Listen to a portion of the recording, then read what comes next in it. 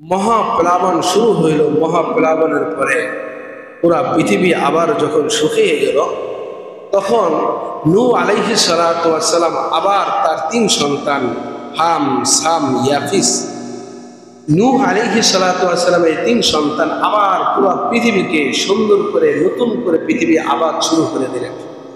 এখন পুরো পৃথিবী উলটপালট হয়ে গেছে, বিস্মার হয়ে গেছে, ধ্বংস হয়ে গেছে। এমন জিন্দা কোনে আতায়ে তো और बकुशी फेदाए तू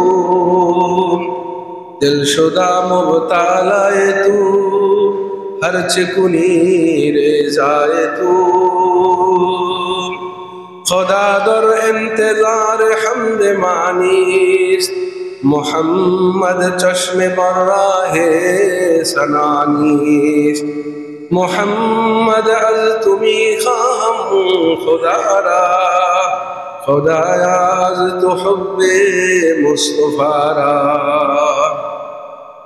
अल्हम्दुलिल्लाह ঐতিহ্যবাহী শেরপুর বাজার হাট কেন্দ্রীয় জামে মসজিদে আল্লাহ তাআলা আপনাকে আমাকে জুমার নামাজ হজের মৌসুমে তাড়াতাড়ি আসবার তৌফিক দান করেছেন। সকলে দিল থেকে শুকরিয়া আদায় করে আলহামদুলিল্লাহ। গত জুমার আলোচনা চলতেছিল কোরবানিটা আসলো কোথায় থেকে। সংক্ষিপ্ত আকারে 2 মিনিটে বলে দেই। কোরবানিটা আসছিল বাবা আদম আলাইহিস সালাতু ওয়াস সালামের সন্তান হাবিল কাবিলের মাধ্যমে। আব্বাজান তো প্রথমে জোড়ায় জোড়ায় সন্তান হইতেছিল। আল্লাহ তাআলা আম্মা জানের গর্ভে একটি পুত্র সন্তান, একটি কন্যা সন্তান এই রেওয়াজের মাধ্যমে আসতেছিল।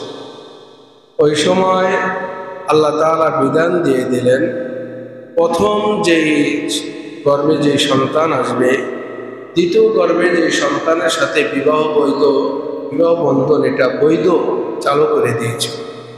যেমনইভাবে 2023 সালে যারা এসেছে, 2024 সালে যারা আসবে, 23 সালের ছেলে 24 সালের মেয়ের সাথে, আবার 23 সালের মেয়ে 24 সালের ছেলের সাথে এভাবে বিবাহ বন্ধন শরীয়তে জায়েজ।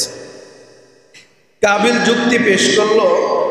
তখন আদম আলাইহিস সালাম বললেন যে আদম আলাইহিস সালাম বললেন, বাবা কাবিল, আল্লাহ তাআলা শরীয়ত দিয়েছেন তুমি হাবিলের সাথে যেই বোন লিওয়াজাকে তোমার বিবাহ করতে হবে, আর হাবিলকে বললেন কাবিলের সাথে যেই বোন তাকে ইকরিমাকে বিবাহ করতে হবে। ছোট ভাই মেনে নিল, বড় ভাই মেনে নিল না। বড় ভাই যুক্তি পেশ করলো ইবলিশের মতো, আমি কেন মেনে নিব, যাকে নিয়ে আমি গর্ভের ভিতরে 9 মাস ছিলাম তাকে বাকি জিন্দিগিতে কাটাইতে আমার অসুবিধাটা কোথায়?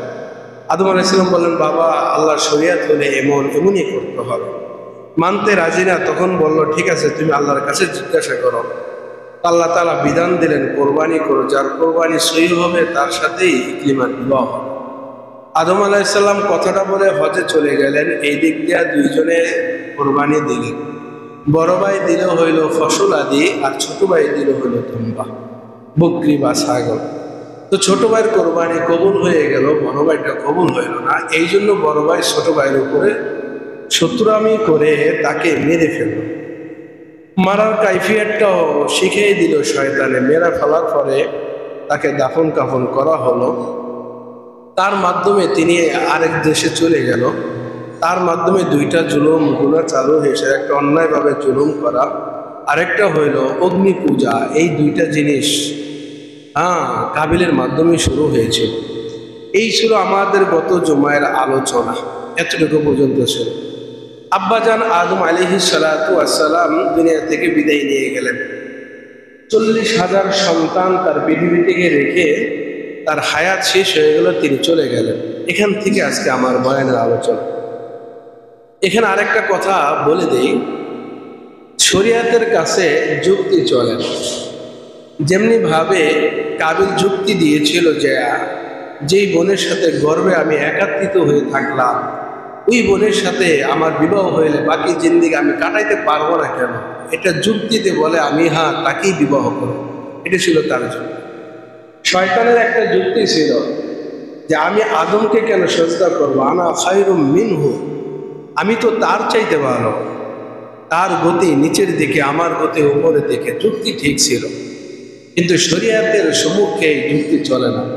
ঠিক অনুরূপভাবে হিজবুত তাওহীদ নামক এক গ্রুপ, এই লোকগুলা যুক্তি দেয়, যারা ইমামতি করে, যারা ওয়াজ করে, যারা মুয়াজ্জিনি করে, যারা দিনের দাওয়াত দিয়ে যারা টাকা নেয়, তাদের পিছনে আমরা নামাজ পড়ি না, তাদের পিছনে নামাজ সহি হয় না। এটা হলো হিজবুত তাওহীদের এক কর্মী, এক ছেলের বক্তব্য। তার এই বক্তব্য হলো কোরআনের একটা আয়াতের দিকে লক্ষ্য করে। আল্লাহ তাআলা বলেছিলেন এক আয়াতে, তোমরা দুনিয়ার কোনো কিছু কোরআনের বিনিময়ে এটাকে ক্রয় করো না, এটাকে বিক্রি করে দিও না। তো এই কথাটাকে তিনি সামনে রেখে ইমামের পিছনে ইমামতি করে যারা টাকা খায় তাদের পিছনে তারা নামাজ পড়ে। এবার আসেন, ইমামতি করে টাকা খাওয়া যাবে কিনা, বেতন নেওয়া যাবে কিনা, হাদিয়া নেওয়া যাবে কিনা, এই ব্যাপারে দুই একটি কথা, এরপরে আমার বয়ানের দিকে যাও। ইমামতি করে টাকা নেওয়া এটা আমাদের সাহাবীদের যুগে ছিল কিনা, কোরআন পড়াইয়া টাকা নেওয়া এটা সাহাবীদের যুগে ছিল কিনা, আমরা একটু তালাশ করি। রাসূলুল্লাহ সাল্লাল্লাহু আলাইহি ওয়াসাল্লাম, এক নম্বর হাদিস, রাসূলুল্লাহ সাল্লাল্লাহু আলাইহি ওয়াসাল্লামের সামনে একজন রুকিয়া করলেন। রুকিয়া মানে হইল তাদবীর করা, যে কেউ যদি অসুস্থ হয় আল্লাহ তাআলার কোরআনের মাধ্যমে কোরআনকে শুনে শুনে তার চিকিৎসা করে, এটাকে বলা হয় রুকিয়া। তো রুকিয়া করার পরে নবীজি জিজ্ঞাসা করেন, তুমি কি করে রুকিয়া করলা? বললে, সূরা ফাতিহা পড়ে। তোমার এই রুকিয়ার ভিতরে কোনো শিরক নেই, তোমার এটা জায়েজ আছে। তো ওই সাহাবী 30টা বকরি হাদিয়া নিলেন। তখন নবীজি বললেন যে আমার জন্য একটা অংশ রেখে দিও, আমি উম্মতদেরকে দেখাই দিতে চাই কোরআনের বিনিময় নেওয়া যায় কিনা, যে কোরআনের বিনিময় তুমি কোরআন দিয়া তুমি তাদবীর করেছো, রুকিয়া করেছো, এর একটা অংশ আমার জন্য তুমি বরাদ্দ করে রেখে দাও। তাহলে আমরা পেলাম, কোরআন দিয়ে যদি কাউকে সুস্থতা করা যায় তাহলে তার বিনিময়ে টাকা গ্রহণ করা যায়। 2 নম্বরে হইল, একজন সাহাবী ওমর ইবনে খাত্তাব রাদিয়াল্লাহু তাআলা আনহু, ওমর ইবনে খাত্তাব উবাই ইবনে কাবকে ওই যুগে 7000 দিরহাম দিয়ে মসজিদের ইমামতি করেছিল এবং তার বেতন দিয়েছিল 7000 দিরহাম। এবং ফাতেমা বিনতে কায়েস রাদিয়াল্লাহু তাআলা আনহা, একে নবীজি বিবাহ দিয়েছিলেন শুধু মহারানা হিসাবে সূরা ফাতিহা। এবং আমাদের একজন কোরআনের যিনি অক্ষর নক্তা লাগিয়েছেন, হাজ্জাজ বিন ইউসুফ, যার হাতে হাজার হাজার সাহাবী খুন হয়েছে, তিনিও ইমামতির জন্য আব্দুল্লাহ ইবনে ওমরকে 17,000 টাকা প্রতি মাসে বেতন দিয়েছেন।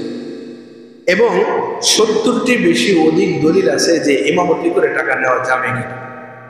তাহলে ইমামতি করে টাকা নেওয়া যায়, সাহাবী নিয়েছেন, নবীজি নিয়েছেন, কোরআনের বিনিময়ে বিবাহ দিয়েছেন, মহারানা ধার্য করেছেন। এই জমানায় আইসা হিজবুত তাওহীদ এই গ্রুপটা বলে যে তাদের ইমামের পিছনে নামাজ পড়ে না, এই জন্য যে ইমাম যারা বেতন নেয় তাদের পিছনে নামাজ পড়ে। বলেন তো তাদের এই আকীদাটা সহি না গলত? হ্যাঁ, সহি না গলত? আর কেউ বোঝেন নাই কথাটা? ইমাম আমার পিছনে নামাজ পড়তেছেন, আপনারা এটা কি সহি কাজ করতেছেন না ভুল করতেছেন? তাদের থিওরি হইল আমি ইমামতি করে টাকা নেই, এই জন্য আমার পিছনে নামাজ হয় না। আপনারা কি বলেন, এটা কি জায়েজ, এটা কি ঠিক হয়েছে না ওরা বেঠিক জানতেছে? বেঠিক। এতগুলো দলিল যে আপনাদেরকে বুঝাইলাম, কোরআনের বিনিময় নেওয়া কি জায়েজ না না জায়েজ? জায়েজ। শিরক কুফরি দিয়া তদবির যে কোনো কাজ করার বিনিময় নয়, এটা হারাম। এবার আসেন, এই সাবজেক্টটা গেল আমার। 2 নম্বর আমরা আলোচনায় আসবো, এই আদম আলাইহিস সালামের ইন্তেকালের পরে কোরবানির ইতিহাসটা আমি চালু করতেছি। আদম আলাইহিস সালামের ইন্তেকালের পরে 1200 বছর পরে হযরত নূহ আলাইহিস সালাতু ওয়াস সালামকে আল্লাহ তাআলা প্রেরণ করলেন। তো আদম আলাইহিস সালামের 600 বছর পরে পৃথিবীতে শয়তান সমস্ত মানুষদেরকে মূর্তি পূজার শিক্ষা দিলেন। কত বছর পরে? 600 বছর পরে। তাহলে মূর্তি পূজাটা আছে আদম আলাইহিস সালাম ইন্তেকালের কয়শো বছর পর?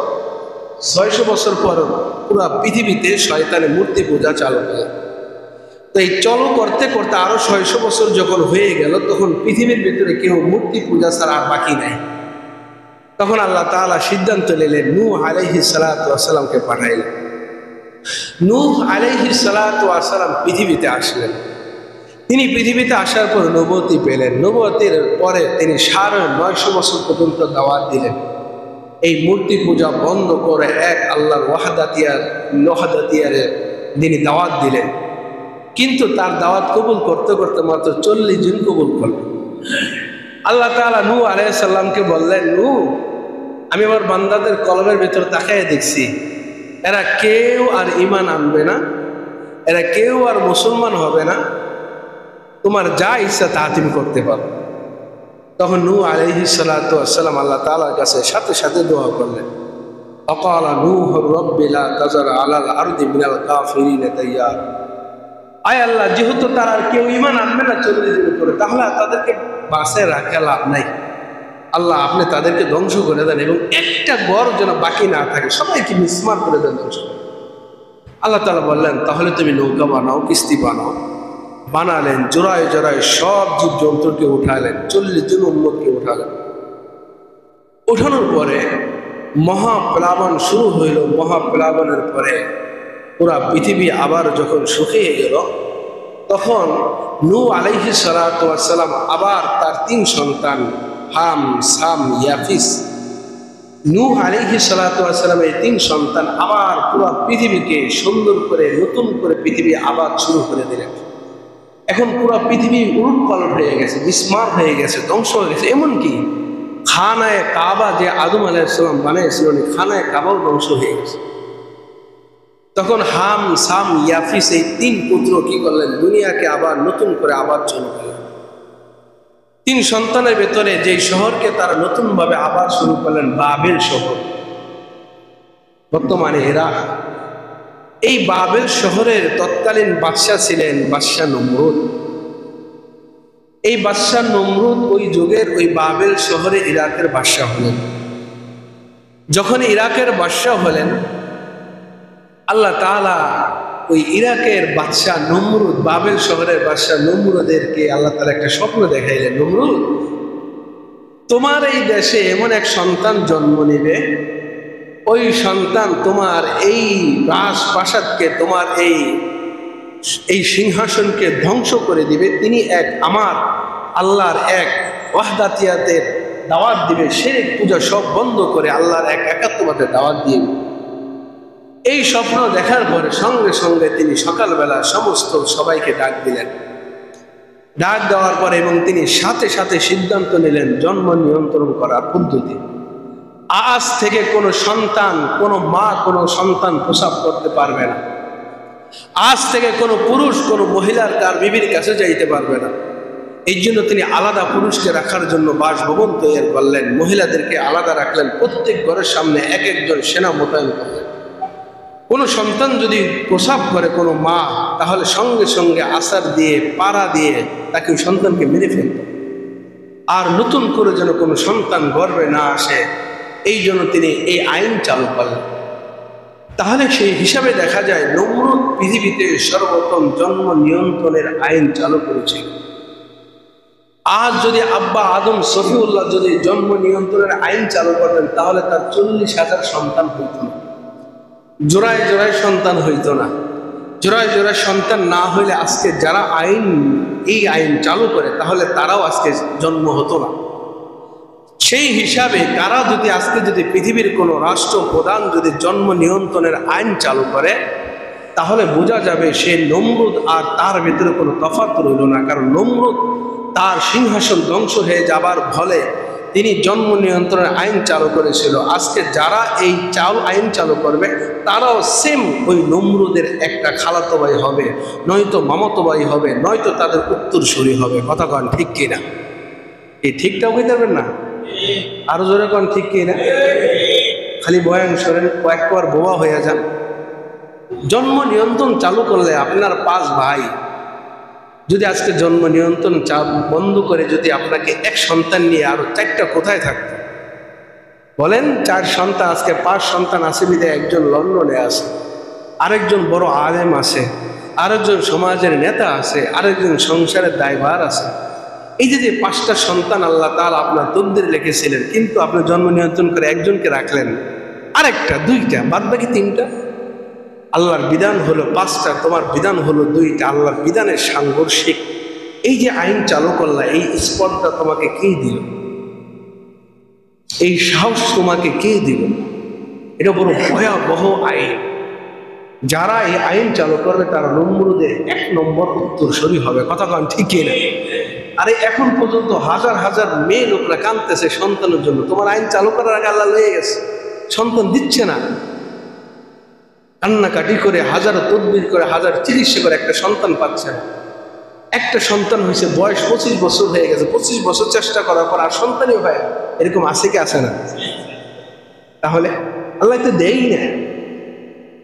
যাই হোক, যারা করে, তো এই আইন চালু করার পর আল্লাহ তাআলা সিদ্ধান্ত নিলেন, আজর, এটা ডাইরেক্টর যাকে দায়িত্ব দিলেন আজর নামক এক ব্যক্তিকে, আল্লাহ তাআলা বললেন, এই আজরকে যে ডাইরেক্টর দায়িত্ব দিয়েছো যে কারো সন্তান যেন প্রসব না করতে পারে, আমি আল্লাহ তাআলা সিদ্ধান্ত নিলাম আজরের দিয়েই আমি আমার ইব্রাহিম খলিলুল্লাহকে দুনিয়াতে পাঠাইব। সুবহানাল্লাহ। সিদ্ধান্ত হয়ে গেল, আল্লাহ তাআলা আজরের গর্ভে আল্লাহ তাআলা সন্তান দিয়ে দিলেন। তার দুই সন্তানের প্রসব বেদনা শুরু হলো, কর্মী তার দরজায় দাঁড়ানো, সুতা দিয়ে জঙ্গলে গেলেন, গুহার ভিতরে প্রসব করলেন। ইব্রাহিম খলিলুল্লাহর 5 আঙ্গুল দিয়া মদ, দুধ, পানি, শরাব, খেজুর আল্লাহ তাআলা জান্নাতি ভাবে তার আঙ্গুল দিয়ে বের করে করে খাওয়াইয়া বড় করলেন। সুবহানাল্লাহ বলেন না? বড় কইরা করে এবার আব্বার সাথে বের হয়েছে, বড় হয়ে গেছে। আব্বার সাথে 1বার 2বার করে তর্ক শুরু হয়ে গেল তোলা নিয়া, কারণ আব্বা তো মূর্তি পূজা করত। আজকে আরেকটা ষড়যন্ত্রের কথা মনে পড়ে গেল, মূর্তি নিয়ে। বাংলা বাজার ইসলামী লাইব্রেরি আছে কি আছে না? সবাই জবাব দেবেন। আমাদের ইসলামী যত বই আমরা ক্রয় করি, এটার মূল হইল কোথায়? বাংলা, ঢাকা বাংলা বাজার। কওমীদের যত সিলেবাসের কিতাব ছাপানো হয় এবং বড় বড় মুফতি আলী কেরামের নির্ভরযোগ্য কিতাব ছাপানো হয়, সেটা হলো ইসলামী কুতুবখানা। বলেন সেটা কি? নাম কি? ইসলামী কুতুবখানা।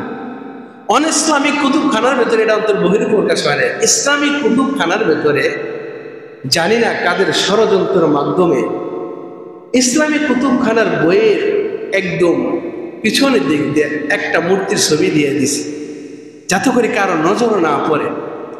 কত বড় ষড়যন্ত্র আর কত বড় ধোঁকাবাজি আমাদের সাথে চলতেছে।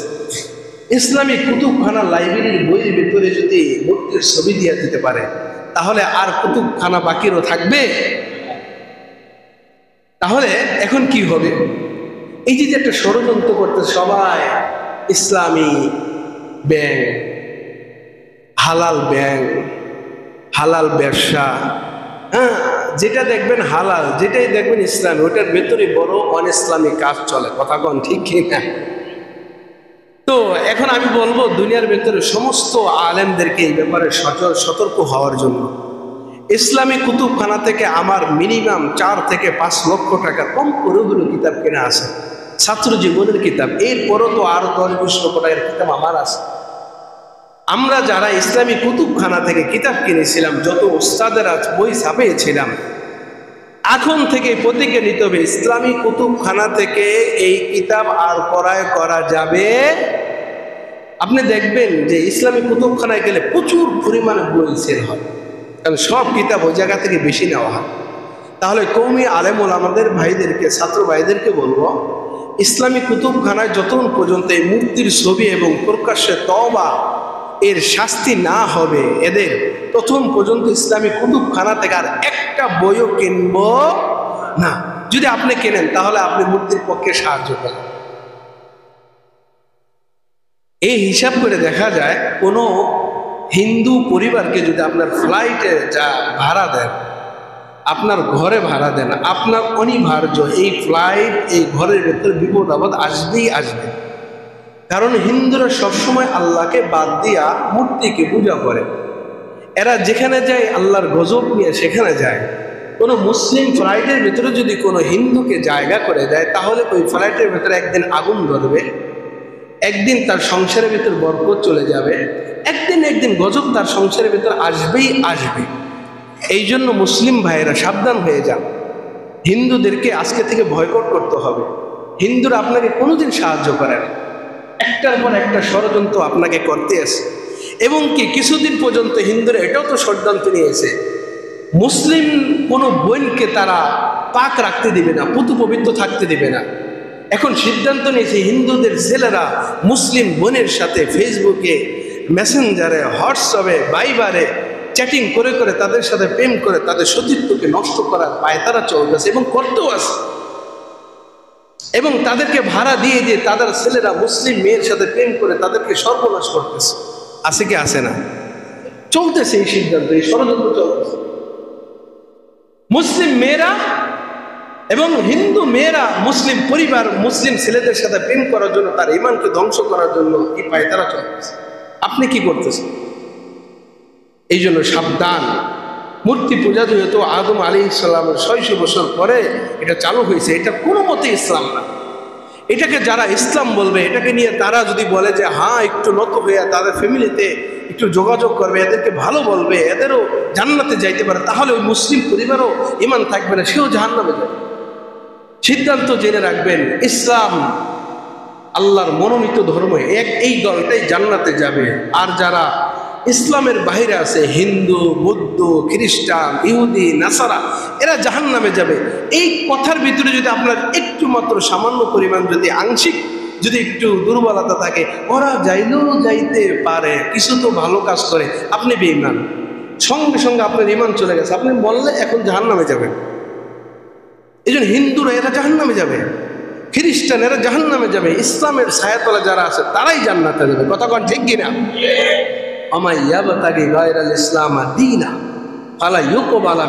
ইসলাম ছাড়া আল্লাহর কাছে কোনো ধর্ম কবুল হবে, এটা জেনে রেখে। যদি এটাই হয় তাহলে আপনি তাকে সে জান্নাতে যাবে আপনি বলেন কেমনে? হ্যাঁ সে জান্নাতে যেতে পারে, মওতের আগে যদি আল্লাহ তাআলা তাকে কালেমা নসিব করে তাহলে সে জান্নাতে দেবে। তাহলে তো সে ইসলাম গ্রহণ করেই জান্নাতে গেল। সুবহানাল্লাহ বলেন। তো এই হাম সাম ইয়াফিস যখন দুনিয়া চালু করলো, ইব্রাহিম আলাইহিস সালাতু ওয়াস সালাম জন্ম নিয়ে গেলেন, বড় হয়ে গেলেন, আব্বার সাথে তর্ক বিতর্ক হইতে লাগলো। আব্বা আপনি এই মূর্তির পূজা কেন করেন? এই বাপে ছেলের সাথে পারে না, পারতে একদিন, কারণ বাদশাহ নমরুদের ডাইনাত হইল ইব্রাহিম খলিলুল্লাহর আব্বা আজব। তো বাদশার কাছে বিচার দিল, বাদশাহ ছেলে তো আমার গর্বে এমন একটা নিয়েছে জন্ম, আপনারে মানে না খোদা, আমারে মানে না, দুনিয়ার কোনো কিছুরে খোদা মানে না, 33 কোটি দেবতা মানে না, নিয়ে আসা হইল। তুমি কোন প্রভুর দাওয়াত দাও? তো আমি ওই প্রভুর দাওয়াত দিই যিনি হায়াত মউতের মালিক। ঠিক আছে, ওটা তো আমিও মালিক। কেমনে? এই দুইজনকে লই আয়। জেলখানায় থেকে দুইজনকে আনলো, বাদশাহ নমরুদ একটারে মারলো আর একটা ছেড়ে দিলে, দেখছো আমি একজনে মারলাম আরেকজনে ছেড়ে দিলাম, হায়াত মউতের মালিক। কই বুঝছি আপনি এতটুকু, তবে আমার আল্লাহ এতটুকুর মালিক, আমার আল্লাহ আরো কিছুর মালিক। কয় আরো কির মালিক? আমার আল্লাহ সূর্যকে পশ্চিম দিক থেকে উঠায়, পূর্ব দিক থেকে উঠায় না, পূর্ব দিক থেকে উঠায়, পশ্চিম দিকে ডুবায়, এটা আমার মওলার কাজ। এখন এটা বলেন তো নমরুদ পারবো নি? পারবো? কথা কয় না, পারেনি? আচ্ছা, না পারলে এবার ঠকিয়ে গেল। ঠকিয়ে যাওয়াতে এবার নমরুদ বাদশাহের চুলকানি মুখে লাগিয়ে গেল। আমার বাদশা পারল না, যাদেরকে খোদা ভাবতেছে তার অসংখ্য বান্দাদের সামনে এক কথায় দুই কথায় সব কথায় হারায় দেয়। সিদ্ধান্ত হয়ে গেল তাকে নমরুদের আগুন জ্বালাও, আগুনের ভিতরে ইব্রাহিম খলিলুল্লাহকে জ্বালায় দিন, এরে বাঁচায় রাখলে আমার খোদাগিরি থাকবো না। আগুন জ্বালানো হলো, ইব্রাহিম খলিলুল্লাহকে আগুনের ভিতরে ফালানো হলো। আগুনের ভিতরে ইব্রাহিম খলিলুল্লাহ 40 দিন অবস্থান করলেন। জান্নাতি পোশাক তাকে পরানো হলো। আল্লাহ তাআলা নাজ নিয়ামত খাইলেন। এরপরে আগুনও তাকে স্পর্শ করতে পারলো। এবার বাদশা নমরুদ বলে, আগুন তোর ক্ষমতা কোথায় গেল? তুই সবাই জ্বালায়া যাস, এরা কিন্তু জ্বালাস না, কারণ কি? আমার আগুনের পাওয়ার কমে নাই, তুমি আইসা ঢোকো তাহলে দেখাই দেবো আমার আগুনের পাওয়ার কমছে কি কমে নাই। ইব্রাহিম খলিলুল্লাহকে একটা পশম পরানোর মতো ক্ষমতা আমার নাই, কারণ আমার আল্লাহ বলে দিয়েছে, কুল না ইয়া না রুকুনি বারদা ওয়া সালামান আলা ইব্রাহিম, হে আগুন আমার ইব্রাহিম খলিলুল্লাহর জন্য শান্তিদায়ক, তুমি শান্তিদায়ক আগুন হয়ে যাও, নয়তো তোমার বিচার হবে কঠিন। তো আমার আল্লাহ আমাকে শান্তিদায়ক নায়ক আগুনকে বাগান হওয়ার জন্য বলেছে, আমি আগুনের তাপ কমে নাই, কিন্তু আল্লাহর হুকুমে আমি কমে গেছি। তুমি আসো, আমি আগুনের কি তাপ সেটা তোমার শরীরের ভিতর প্রয়োগ করে দেখাই দিই। সুবহানাল্লাহ বলেন। ইব্রাহিম খলিলুল্লাহ বের হয়ে গেলেন। আল্লাহ সিদ্ধান্ত নেন, ইব্রাহিম খলিলুল্লাহ, আর তুই ইরাকে এই বাবেল শহরে থাকবার দরকার নাই, তুই এখান থেকে যা, সিরিয়ায় চলে যা। ইব্রাহিম খলিলুল্লাহ সিরিয়ার দিকে চলে গেলেন। সিরিয়ায় যখন গেলেন, আল্লাহ তাআলা ইব্রাহিম খলিলুল্লাহ তো কান্নাকাটি শুরু করলেন, আর আগে থেকে সন্তান হয় না সন্তান। আল্লাহ তাআলা ইব্রাহিম খলিলুল্লাহর দোয়া আল্লাহ কবুল করলেন, যা, তোকে একটা সন্তান দিব, যেই সন্তান তুই চাইছিলে তার চাইতে ভালো সন্তান, ধৈর্যশালী সন্তান আমি তোকে দান করবো। সুবহানাল্লাহ বলেন। সন্তান হয়েই গেল। আল্লাহ তাআলা এরপর বললেন, হ্যাঁ ইব্রাহিম খলিলুল্লাহ, একটা কথা জানা রাখবেন, যার পরীক্ষা পৃথিবীতে যত বড় হবে, আল্লাহ তাআলা দিনের সবচেয়ে বড় বড় কাজ তার দিয়ে নিবেন। সুবহানাল্লাহ বলেন। এই যে আগুনের পরীক্ষা, এটা কি সহজ কাজ না কঠিন কাজ? আচ্ছা, ছোট্টবেলা গুহার ভেতর লালিত পালিত হওয়া, এটা সহজ কাজ না কঠিন কাজ? যেই সময় লক্ষ লক্ষ সন্তানদেরকে নমরুদ মেরে ফেললো, ওই সময় আল্লাহ তাআলা ইব্রাহিম খলিলুল্লাহকে মায়ের পেটের ভেতরে দিয়ে দুনিয়াতে পাঠাইয়া বড় বানাইলেন। এটা সহজ কাজ না কঠিন কাজ? ইব্রাহিম খলিলুল্লাহ নমরুদের সাথে এই তর্ক বিতর্ক করা, এটা সহজ না কঠিন? তো সন্তান হওয়ার সঙ্গে সঙ্গে, সন্তান তো দেন না, কি বড় পরীক্ষা! জাতির পিতা ইব্রাহিম খলিলুল্লাহ, তাকে আল্লাহ তাআলা সন্তান দিচ্ছে না। কত মানুষ কত কুকর্ম কথা বলতেছে। উনি যদি নবী হয়, তাহলে ওনার ডাকে যদি আল্লাহ সাড়া দেয়, ওনার সন্তান হইব না কেন? কথা কন ঠিক কিনা?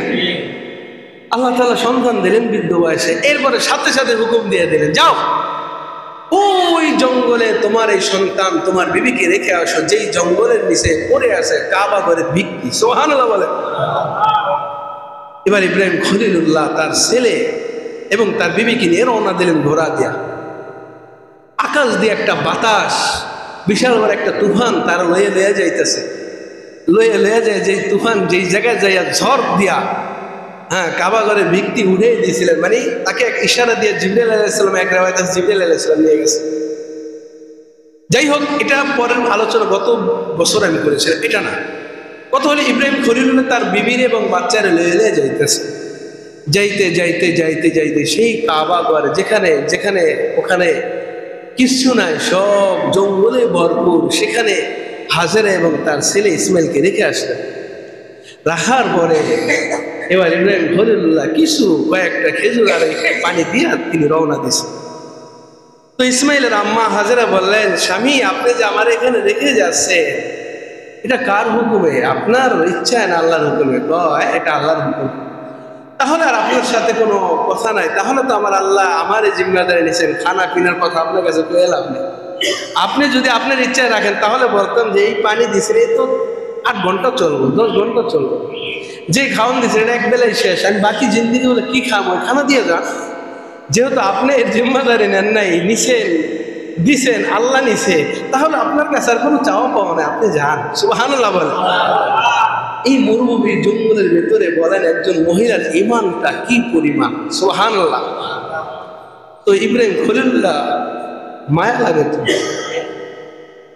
আবার একদিকটা আল্লাহ তাআলার পেয়ারা মাহবুব বান্দা খলিল ইব্রাহিম নবী, আল্লাহর মহব্বত দিলের ভিতরে দুনিয়ার সবার চাইতে বেশি থাকতে হবে। কিছুক্ষণ যাওয়ার পরে পাহাড়ে উঠলেন। পাহাড়ের টিলায় এসে আল্লাহ তাআলার কাছে মোনাজাত করেন, আয় আপনি হুকুম দিছেন ওই মরুভূমি জঙ্গলের ভিতরে আমার ছেলে মেয়েকে, আমার ছেলে এবং আমার বিবি সাহেবকে রাখার জন্য রেখেছি। আল্লাহ, ওই জায়গাটাকে আপনি আবাদ করে দিয়েন, খানা পিনার ব্যবস্থা করে দিয়েন, পানির ব্যবস্থা করে দিয়েন, জনবসতির ব্যবস্থা করে দিয়েন। এই দোয়াটা করে খলিলুল্লাহ চলে গেছে। আল্লাহ তাআলা দোয়াকে এমনভাবে কবুল করে নিয়েছে, ইয়ামানের বাদশাহ জানতে পারলেন যে ইব্রাহিম একজন পয়গম্বর, তার বিবি এবং ছেলেকে ওই হারাম শরীফের জঙ্গলের ভিতরে রেখে আছে মরুভূমিতে। তো তিনি ওই জায়গা থেকে ওই ইয়ামানের বাদশাহ সৈন্য পাঠাইলেন। সৈন্য পাঠাইয়া তিনি বললেন যে ওই শহরটার আশপাশ যত জঙ্গল আছে পুরো পরিষ্কার করো, পুরো জঙ্গলকে পরিষ্কার করে দিলেন। সুবহানাল্লাহ বলেন। ওই যে ইব্রাহিম খলিল দোয়া করছিলেন, আল্লাহ জঙ্গলকে আবার আমাদের 2 নম্বরে জঙ্গল পরিষ্কার যখন হয়ে গেছে, এবার তিনি অন্য অন্য বাহিনী পাঠিয়ে দিলেন, তোমরা ওখানে থাকা আরম্ভ করে দাও। সুবহানাল্লাহ বলেন। মানুষ থাকতে আরম্ভ করে দিলে এবার হাজারার সাহস বাড়তে লাগলো। 2 নম্বরে 1 দিন 2 দিন যাওয়ার পরে এবার হাজরা আলাইহিস সালাতু ওয়াস সালামের পানি ফুরিয়ে গেল, খানা ফুরিয়ে গেল, দুনিয়ার সব ফুরিয়ে গেল, মায়ের বুকের দুধ থাকে। তো এই দুধ ইসমাইল আলাইহিস সালামকে খাওয়াইতেছিলেন, কিন্তু মা যদি না খাইতে পারে দুধ তো আসবে না। ডাক্তারদের থিওরি হইল কোনো মায়ের স্তনে যদি দুধ কম থাকে, সেই জন্য প্রচুর পরিমাণে শাকসবজি ভিটামিন প্রচুর পরিমাণে খায়, লাউ খায়, তাহলে আল্লাহ তাআলা তাকে তার স্তনে দুধ বেশি করে দেবে। তো হাজরা তো কিছু পাইতেছে না, খাইবে টাকা। তো হাজরা আলাইহিস সালামের খানা যখন ফুরিয়ে গেল, ইসমাইল আলাইহিস সালাম যখন কান্না শুরু করে দিলেন, ইসমাইলও হবে জগৎ শ্রেষ্ঠ একজন পয়গম্বর হবে, ইসমাইল জবিউল্লাহ হবে। তখন হাজরা আলাইহিস সালাতু ওয়াস সালাম বাচ্চা যখন কান্নাকাটি শুরু করে দিছে, পানি নাই, বুকে স্তনে দুধ নাই, হাজরা আলাইহিস সালাতু ওয়াস সালাম হেরেম শরীফের পাশে দেখবেন মক্কা শরীফে হাজির সাহেব গেছে, সাফা মারওয়া পাহাড়ে 7 বার সাই করতে হয়। এর মাঝখানে ইসমাইল আলাইহিস সালামকে রাখলেন। ওটা তো ছিল জঙ্গল, জঙ্গল পরিষ্কার করছে, তাই পরিষ্কার হয়েছে। রাখার পরে উনি এক পাহাড়ে উঠলেন, ওই পাহাড়ের নাম সাফা ধরেন। সাফা পাহাড় ওইটা তিনি মারোয়া পাহাড়ের দিকে তাকাইলেন, দেখিনি কোনো জায়গায় কোনো পানি ঠানি দেখা যায়, আর পানি পাইব কোথায়? তাইফ শহরে যখন গেছে, আমাদেরকে হাজী সাহেব বলছিল যে একটা বোতল নিয়ে যাইতে, আসলে তো পানিও নেই, বোতলও নেই। যে তাইফ শহরে, হ্যাঁ, আরাফাতের ময়দানে, যে ওই আরাফাতের ময়দানে যে পানির কি পিপাসা লাগে, ওটাই তো হবে হাসরের ময়দান। পানির পিপাসায় বলি যে একদম ছটফট, অনেক কষ্ট হইল আরাফাতের ময়দানে। হাজী সাহেব আমরা গেছি, যে পানি এখন যদি পাইতাম। তো ওই মক্কা শহরে পানি নাই, কোথায় পানি থাকে? সব পাথর আর পাথর। আমরা যখন রাস্তাটা, বাংলাদেশের রাস্তাটা হাঁটি, তাহলে কিছু অঞ্চলে দোনো রাস্তার সাইড দিয়ে আলহামদুলিল্লাহ বাড়ি ঘর দেখা যায়, গাছপালা দেখা যায়। একটা অঞ্চল বাদ দিলে ওই যে গ্রাম দেখা যায়, সবুজ রং দেখা যায়। মক্কা মদিনা এরকম নাই, মাইলকে মাইল, হাজার হাজার মাইল যাবেন, বাড়ি ঘর নেই। যেখানে করা বাড়ি ঘর আছে, শহর আছে, ওখানেই করা ঘর আছে, বাকি কোথাও আর কোনো ঘর বাড়ি নেই, গাছ গাছলাম। সেই সময় কোথায় পাবেন? তো যখন সাফা পাহাড়ে উঠলেন, মারোয়া পাহাড়ের দিকে তাকাইলেন পানির জন্য, দেখা যায় ধু ধু করে। আরবের ময়দানে যে কি গরম! আমরা যখন জোহরে নামাজ পড়তে যাইতাম মক্কায়, তো যখন মক্কায় নামাজ পড়ে আবার যখন ঘরের ভিতরে আসতাম, ভাই রে পানি গরম কয়েকারে। প্রথম তো জানতাম না টিউবওয়েলের পানি এত গরম। 4 পানি ফুটাইলে তো কিছুই না, একদম ঠান্ডা টকবক করে। এটাও আমরা চাঁদে ফুটে খাই, এটা আমরা ঠান্ডা মনে করি। এর যে একটু মারাত্মক ঠান্ডা তার টিউবওয়েলের পানি, এত গরম, মারাত্মক। এটাকে জোহরের সময় যদি আমরা বালতির ভেতরে ভিজিয়ে রাখতাম, এরপরে আসরের সময় যায় ঠান্ডা হইলে নাহলে গোসল করতাম। এই হইল মক্কার অবস্থা আগুনে। তো পাহাড় উপরে যখন, পাথর উপরে যখন আগুন, সূর্যের আলো পড়ে, তখন কিচির মিচির চিকচিক করে, মনে হয় যেন পানি ভাসতেছে। তো সাফা মারোয়া থেকে মারোয়ার দিকে রওনা করলেন, যেখানে পানি দেখা যায় ওখানে আসলেন, না এখানে পানি নেই। ওখান থেকে আবার সাফার দিকে তাকাইলেন, দেখে পানি না, ওখানে পানি। কারণ এর পাশে হইল হেরেম শরীফ, কাবা ঘর, আর আশেপাশে কোনো পাহাড় নাই। তো এভাবে করতে করে 7 চক্কর দিলেন। এবার হয় মানে নিরাশ হওয়ার দিকে দিকে পানি দেখে না। হঠাৎ করে একটা আওয়াজ আসলো, আওয়াজ। তো হাজরা আলাইহিস সালাতু ওয়াস সালাম ভয় পেয়ে গেলেন, আমার বাচ্চাটাকে কোনো বাঘে নিয়ে গেল কিনা। তাড়াতাড়ি দূর বেড়ে আসলেন, দূর বেড়ে বাচ্চার কাছে আইসা দেখেন না কোনো বাঘে, কোনো শিয়ালে থাবা দেয় না, বরং ইসমাইল আলাইহিস সালাতু ওয়াস সালাম শিশু বাচ্চা পানির কাতরে পা যখন দাপড়াইতে ছিল আল্লাহ তাআলার রহমতের জরিয়ে জোশ লেগে সুবহানাল্লাহ। এই ঘটনাগুলো আল্লাহ তাআলা কোরআনের ভেতরে সুন্দর করে বয়ান করছেন। আল্লাহ তাআলা যে পারে, তো হাজর আলাইহিস সালাম দেখেন ফুফায় ফুফায় পানি উঠতেছে, পানিটাকে বের দিলেন যাতে করে পানি ছড়ায় না। সমস্ত মুফাসসিরিনে কেরামগণ লেখেন এই পানি যদি হাজেরা না থামাইতেন, না বের দিয়ে রাখতেন, সারা পৃথিবীতে পদ্মা নদীর ন্যায়, যমুনা নদীর ন্যায়, মেঘনা নদীর ন্যায় পুরো পৃথিবীতে এই জমজমের পানি ছড়াইয়া যায়। সুবহানাল্লাহ। স্বাস্থ্য বিজ্ঞানীরা এই পানিকে চেক করে দেখছেন, পৃথিবীর ভেতরে এর চাইতে এত পুষ্টিকর পানি আর এর চাইতে এত শানদার পানি, এর ভেতরে এত রোগ মুক্তির মেডিসিন পৃথিবীতে আল্লাহর কোনো পানির ভেতরে কোনো কিছুর ভিতরে বানায় নেই। সুবহানাল্লাহ। এটা হলো সেই জমজমের পানি। ওই জমজমের পানি খাওয়াইতে লাগে। কেউ যদি জমজমের পানি আগাতারে কিছুদিন পান করে, তার যত বড় ক্যান্সারই হোক, যত রোগই হোক, সব আল্লাহ তাআলা মাফ করে দেন। সুবহানাল্লাহ। সাধারণ একটা ওয়াকে, এক ব্যক্তির গলার ভিতরে ছাতু খাইতে যায় সুই ঢুইকা গেছে, সিলাই করে সুই গলায় ঢুইকা গেছে। হেরেম শরীফের পাশে তো যুবকটা হা করে রয়েছে, চিৎকার পারতেছে, হাজার হাজার মানুষ দেখতেছে, কি করবে? এক হাজী সাহেব, এক বুজুর্গ লোক এসে বলে, আরে এই মেডিসিন তো দূরে না, এই মেডিসিন তো কাছে, জমজমের পানি পেট ভরে পান করা। জমজমের পানি পেট ভরে পান করাইছে, এই সুই পানি হয়ে পেটের ভিতরে গেছে। সুবহানাল্লাহ বলেন। এটা হলো সেই মেডিসিন, গলানোর মেডিসিন। এটা হলো রোগ মুক্তির মেডিসিন। এটা হলো শারীরিক যত ব্যাধি আছে সেই মেডিসিন। এইটার পানি যদি কেউ খায়, দুনিয়ার কোনো খোরাক, ভাত, চাউল, ফল ফলাদি কিছু না খায়, এটার ভিতরে সেই মেডিসিন আছে, কিচ্ছু পান করা লাগবে না। পানি এবং খানা দোনোটাই এই পানির ভেতর আল্লাহ তাআলা দিয়ে রাখছেন। সুবহানাল্লাহ।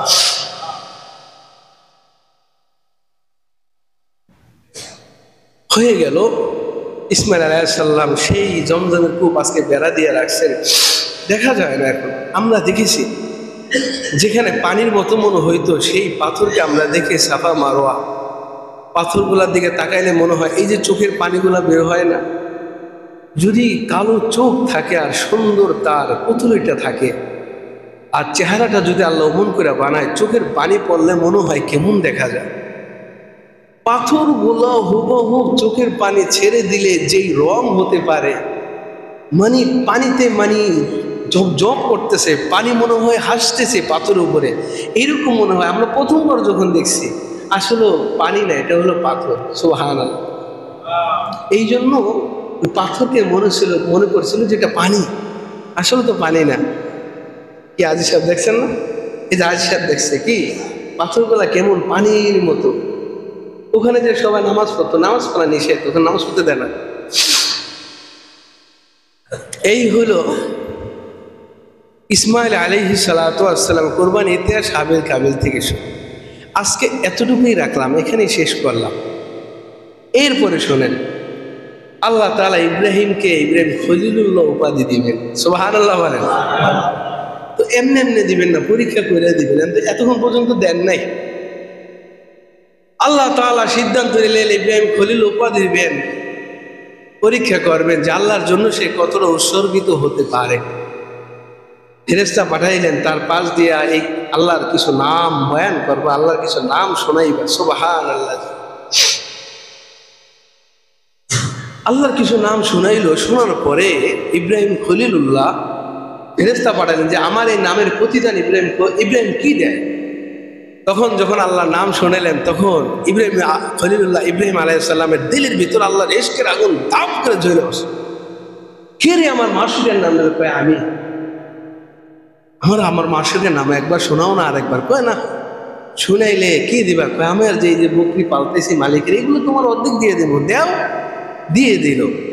দেওয়ার পর কয় আরেকবার শোনাও। কয় তুমি কি দিবা? বাকি অর্ধেক দিয়ে দিন। দাও, দিয়ে দিন। আরেকবার বলা, আরেকবার শোনাও না।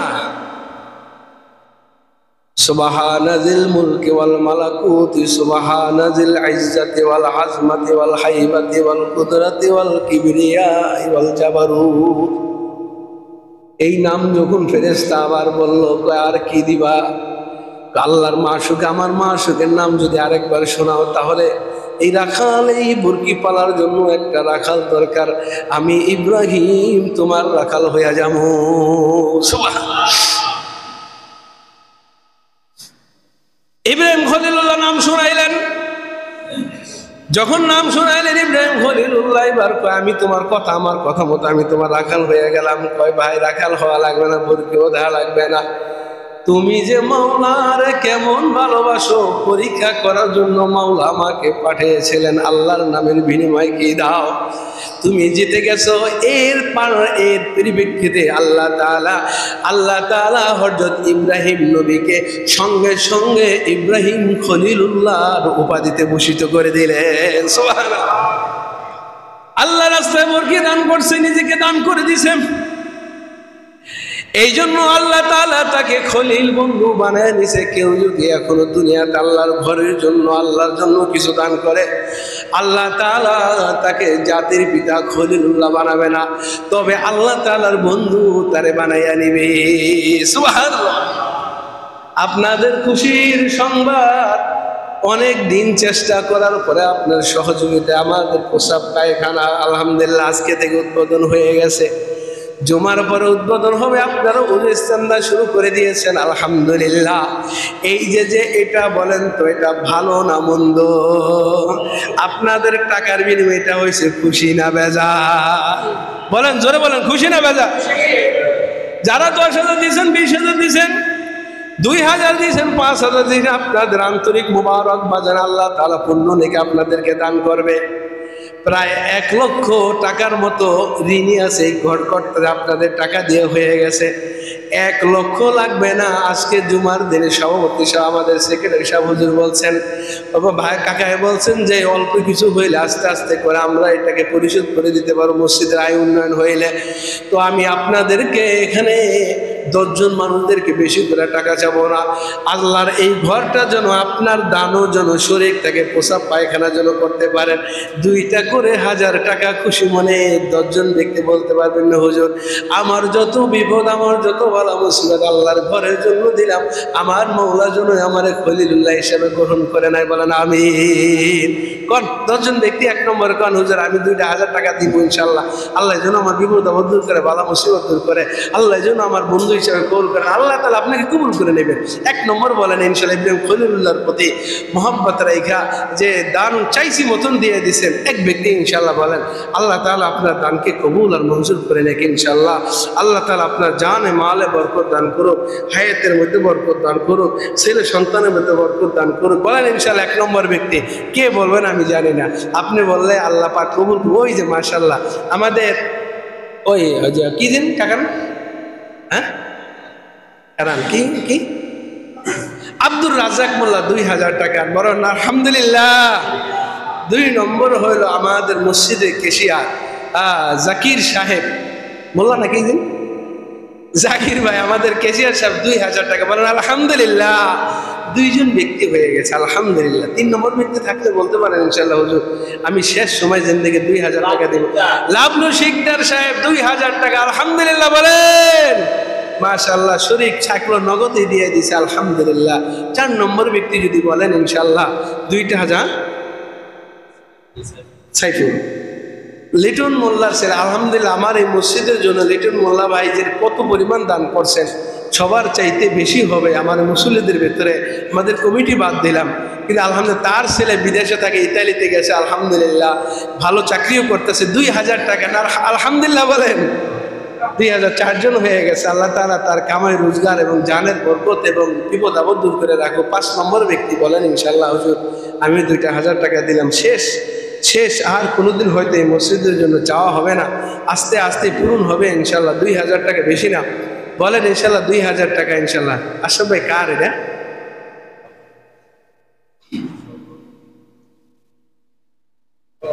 হ্যাঁ নাম বলা যাবে না। 2000 টাকা দেখি তা ধনে, হ্যাঁ মাশাআল্লাহ। 5000 টাকা আরেক ভাই আমাকে মসজিদের জন্য দিয়েছে, বলে আলহামদুলিল্লাহ। আর